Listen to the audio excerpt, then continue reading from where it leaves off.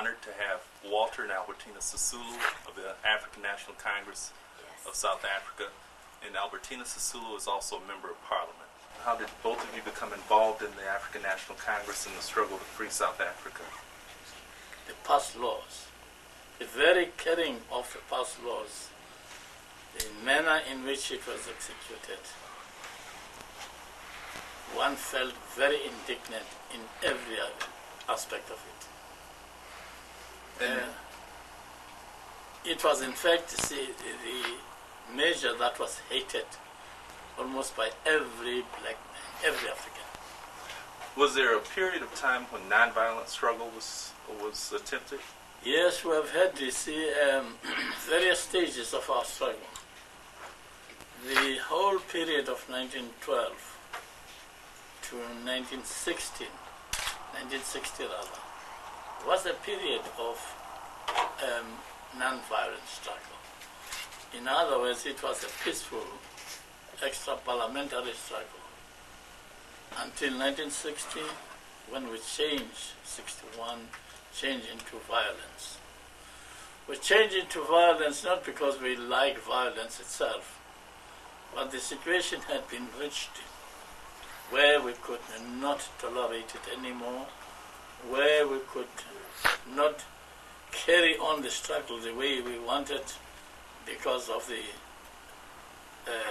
oppressive nature of the government of the Nationalist Party. Now, at some point or another, the government of the Nationalist Party faced the fact that they could no longer carry out the kind of brutal policies that they had. That was done because of the struggle carried on by the African National Congress at home, and also the international support which they were receiving. And they realized that there was no way in which they can count on defeating us. And therefore, negotiations was the only answer. Now, may I put it very clear? People think that by negotiation is a freedom on a platter. No. People had fought for it, people had died, and that is why the situation had now been reached when the Nationalist Party could no longer rely on military operations.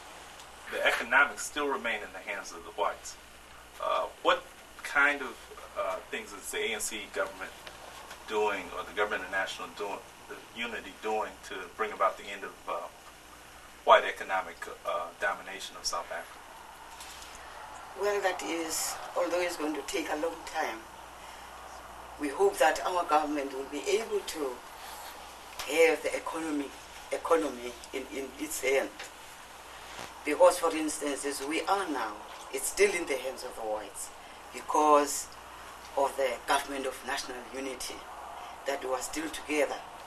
But we hope, as our president has been going around asking for help for business people to invest in South Africa, we'll be able to boost our economy in our country. And eventually, when we take over completely, in 5 years' time, we'll be the people who will be able to direct our economy in our country. Is that why this is really important for African Americans who have means and wealth to invest in South Africa? Absolutely.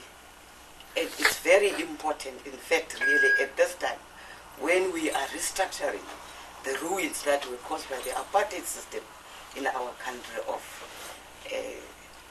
being, oppressed and having nothing to do with the economy of the country. The issue of reparations and land that has been taken away from a number of people and has been hoarded by white farmers. Do you look forward to dealing with that problem anytime in the future? To right some of the injustices on the question of land. Also, it's an issue that can take quite a long time, but we have made beginnings already on that issue.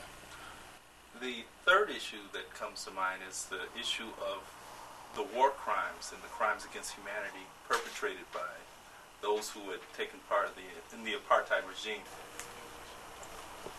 In the period of negotiations, ANC repeatedly mentioned that violence that was taking place was largely due to third force that was operating. Third force was that type of a thing that was being engineered by certain powerful persons, including the military generals, and also supported by some of the reactionary forces internationally. Okay. And this violence we're talking about is the so-called black-on-black violence. It's a violence that is instigated by the dark forces who are against the change. And naturally, black people constitute the majority in the country. And anything that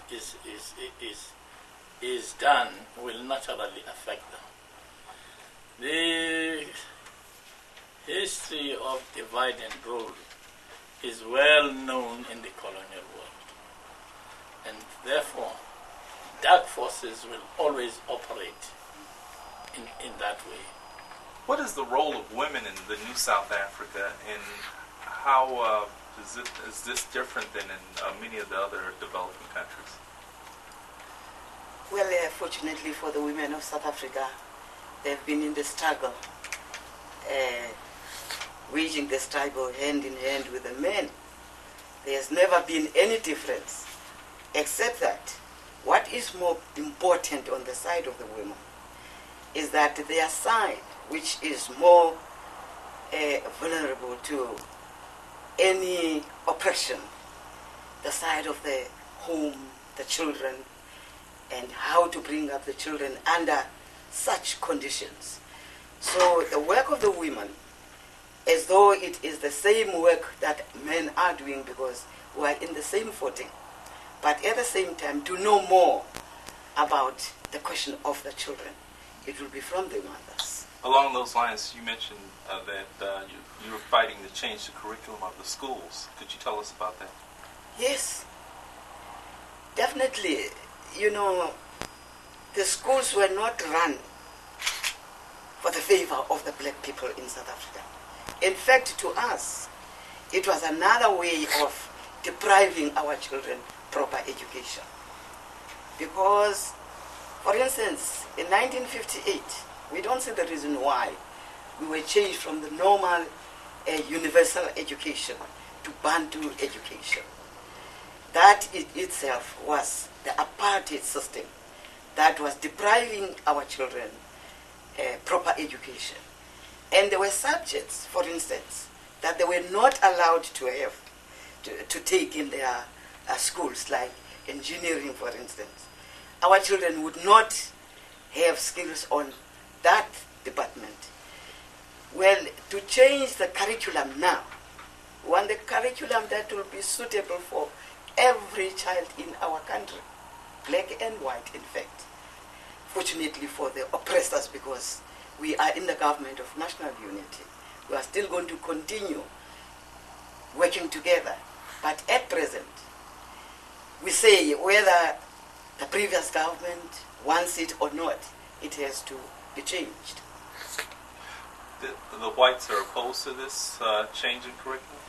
Very much so, because what is important in this change is that we have 11 languages that must be seen as the legal languages that must be used in our country. But because we're only given Afrikaans and English as the main languages that are accepted by the South African government. So ours now is to say every language must be allowed to be spoken